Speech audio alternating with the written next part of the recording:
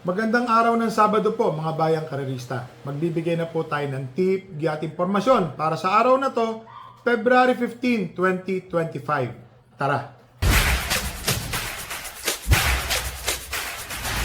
So mga bayang karerista, belated happy Valentine's Day po sa inyong lahat. So ito po, pakita ko lang po ang ating kopya.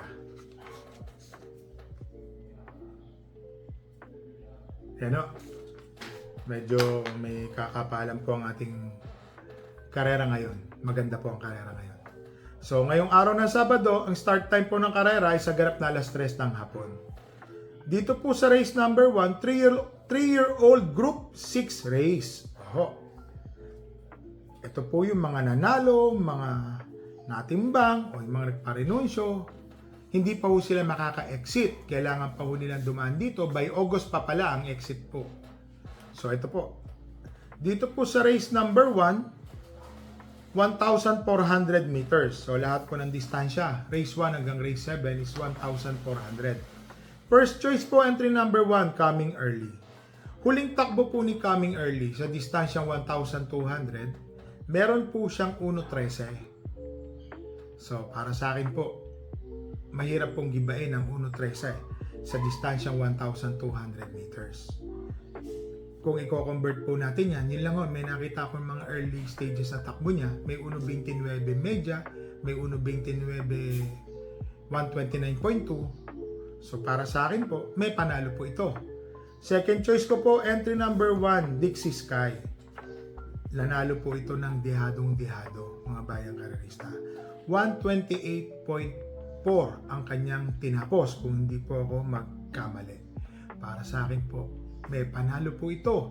Lalo na ho, pati Dilema pa rin ang papatong, siya po yung nagpanalo dito noong nakaraan. Malaki po ang panalo. Naglagay po ako ng third choice. Entry number 2, Blue Bubble. 1.28 rin po ang kanyang tinapos ni Blue Bubble. Ang inam po mga bayang karerista. So para sa akin po, dito po sa race number 1, first choice entry number 1, Coming Early. Second choice, entry number 5, Dixie Sky. Third choice, entry number 2, Blue Bubble. Dito na tayo sa race number 2, rating 11 to 15 split. 11 runners. First choice, entry number 6, Isla Puting Bato. Natsambahan po ito ni Doña Chichay ng huling takbo. So, si Isla Puting Bato, tumapos lang po ata ito ng tersero. Kalaban po niya noon si Doña Chichay. Para sa akin po, pag ito po ay rumemate, gumuhit na, tuloy-tuloy, malaki po ang panalo. Second choice, entry number 1, My Dad Bogart. Itong si My Dad Bogart, tumapos po ito ng tersero. Unang-una po kay Flywheel, Doña Chichay, and then si My Dad Bogart, 1.29 ang tinapos. Tapos tumakbo pa ho ito, nasundan pa.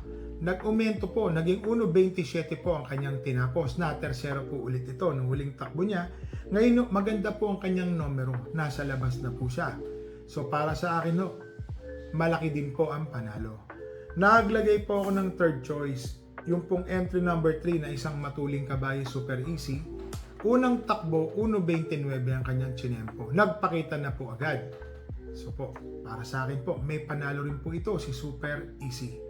So dito sa race number 2, first choice, entry number 6, Isla Puting Bato. Second choice, entry number 11, My Dad Bogart. Third choice, entry number 3, Super Easy. So dito na tayo sa race number 3, rating 28 to 33. First choice, entry number 8, American Paria. Mga bayang karerista, si American Paria po, mainam na kabayo para po sa akin. Nasigundo po ito kay Midnight Cat. Si Midnight Cat tumakbo po nung nakaraan kaya Andamio Aferense. Siya po yung lumalapit na tersero, kwarto pwesto.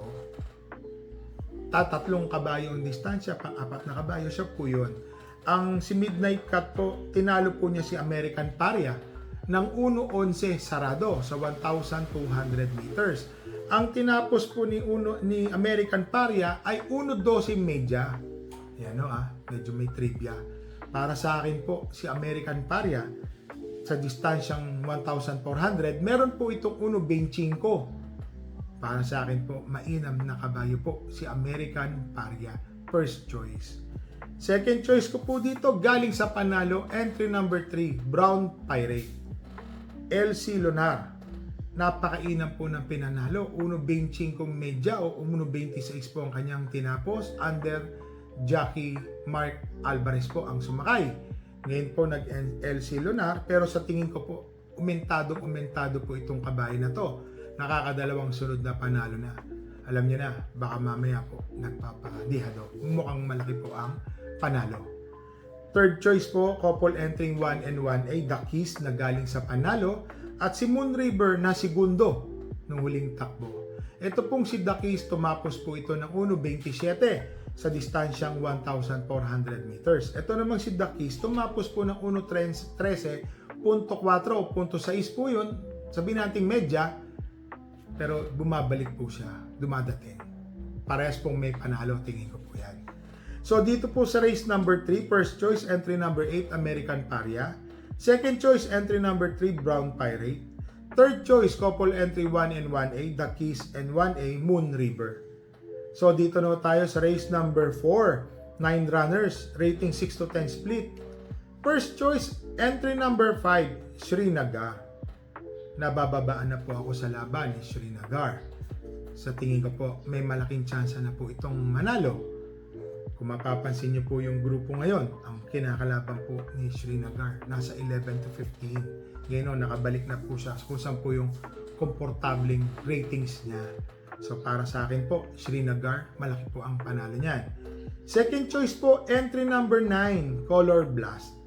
Ito pong si Color Blast, JMS Torque po ang papatong. Meron po itong 1.15 sa distansyang 1,200. Malalakas po ang tinalo. Tapos sa 1,400 may 1.29, may 1.28 medya, hanggang sa 1.30 may panalo rin po ang tingin ko sa kanya ha. Ito naman pong third choice natin, entry number 2, Cool Mom. Matapos po yung aksidente kay Sinag, tumakbo po si Cool Mom na segundo.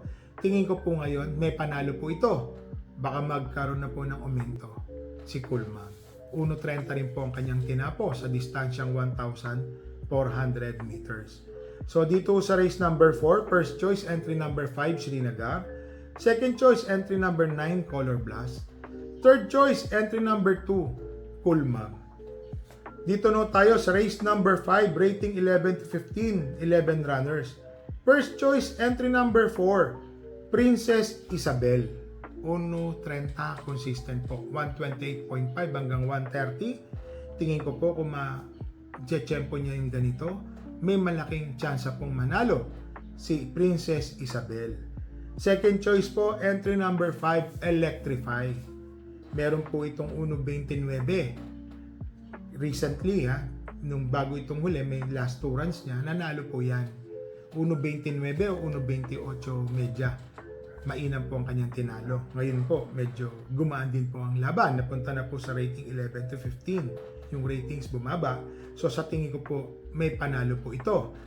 Third choice po, entry number 10, Kalanggaman Island. Isang deremate, pwedeng mauna, si Kalanggaman Island. Tingin ko po, may panalo po ito. Sama po natin. Naglagay po ako ng fourth choice. Yung kabayo po natin, si Great Connection. Ryan Base po ang papatong. Ito pong si Great Connection, medyo nung recent, yung last run niya, hindi po maganda ang pinakita. Alam naman natin, nakaapak po kasi yan. So ngayon sabik po yan pagbabalik ng pista. Tingin ko po, maganda po ang pe-perform niyan. Yun lang ho. Wala po akong magiging basis ng kanyang takbo. Bakit to? Puro ensayo. So batak po yung kabayo ko na yan. Tingin ko po may tsamba or may panalo po yan. So sana makachamba po si Great Connection. So dito po sa race number 5, first choice entry number 4, Princess Isabel. Second choice entry number 5, Electrify. Third choice entry number 10, Kalanggaman Island. Fourth choice entry number 9, Great Connection. So dito na tayo sa race number 6, rating 16 to 21, 11 runners. May kabayo pala ako dito. First choice po, entry number 4, Carmela's Love. Ito pong si Carmela's Love, mga bayang karerista. suki or tinalo na po niya si Doña Chichay. 1.26 po ang tinatapos, 25 medya hanggang 1.26 si Carmela's Love. Tinalo po niya noon si Doña Chichay ng 5 or 6 na katawan. Tingin ko po, gumaan pa po, nakababa pa po ng rating si Carmela's Love. Isa po yan sa mga horse to beat dito sa karera na to. Kasi ang katwiran ko ho, sa akin no pag tinalo mo na yung kabayo ko, kaya mo nang ulitin po yan. Para sa akin po, Carmela's Love, malaki po ang panalo, imported na kabayo. Second choice po, another imported runner, entry number 5, Matikas. Itong si Matikas, mga bayang karerista ha, tingin ko po, malaki din po ang panalo. Deremating kabayo po ito. Baka isa po ito sa makinabang sa mga naghahabulan sa unahan. Para sa akin po, another imported, malaki po ang panalo, Matikas, second choice. Nilagay ko lang pong third choice si Doña Chichay. Gaya po ng sinabi ko sa inyo, si Doña Chichay po, sinusuki po ito ng mga imported at nadalawan po ako ng local na si Flywheel. Parehas po kami, pero mataas po ang lahi ni Flywheel. Ito pong si Matikas, imported. Carmela's Love, tinalo na po niya si Doña Chichay. Yun po ang masasabi ko. Pero si Doña Chichay po, sana po matsambahan po sila. Makatikim naman lang ng panalo sa grupo na to. Para sa akin po, tsamba. Sama po natin. So dito sa race number 6, first choice entry number 4, Carmela's Love. Second choice entry number 5, Matikas. Third choice entry number 8, Doña Chichay. So dito na tayo sa last race, full gate, rating 6 to 10 split. First choice po, matuling kabayo, entry number 9, Aliyana. Ito pong si Aliyana, mga bayang karerista, 2 beses po itong nasigundo. Para sa akin po, wag lang itong mai-pressure na 2 kwartos, tatapos po ito mananalo ng malayo. Second choice ko po, parati na hong natitimbang na natetersero or nasisigundo, entry number 2, Wildcat.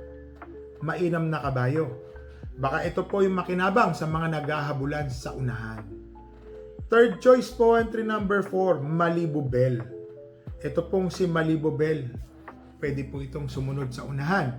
Pwede po siyang tumutok, magbigay ng pressure. Paggabang na lang, pwede pong isang tsak, isang bigla, kaya pong lumayo agad. Naglagay po ako ng isang pandihado. Entry number 11, Double Strike. Ito pong si Double Strike, mga bayang karerista, baka makakalimutan po nila to. Nanonood lang po ito ng 4th, 5th pwesto, nag-aabangan sila, baka biglang sumungaw po ito sa balya, manalo, dihado. So dito po sa race number 7, first choice entry number 9, Aliyana. Second choice entry number 2, Wildcat. Third choice entry number 4, Malibu Bell. Fourth choice entry number 11, Double Strike. So mga bayang karerista, i-recap lang po natin. Meron po tayong runners, race number 5, entry number 9, Great Connection. Sana po, maganda po yung pinakita. Sabik po yan, bagong balik sa pista. Sana po, makachamba. At yung pong kabayo natin sa race number 6, entry number 8, Doña Chichay. Malakas po yung mga kalaban niya. Para sa akin po, may tsamba naman ho yan. Dehado po yung kabayo natin na yan. Sana po, makachamba po si Doña Chichay kasi ang kalaban po is puro imported. May imported po dito.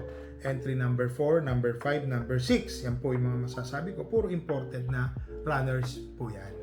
So mga bayang karerista, magsha-shoutout lang po tayo kay Dags Mendoza, Chairman Ray Bandila, kay si Rizaldi Mendoza at sa buong Mendoza family.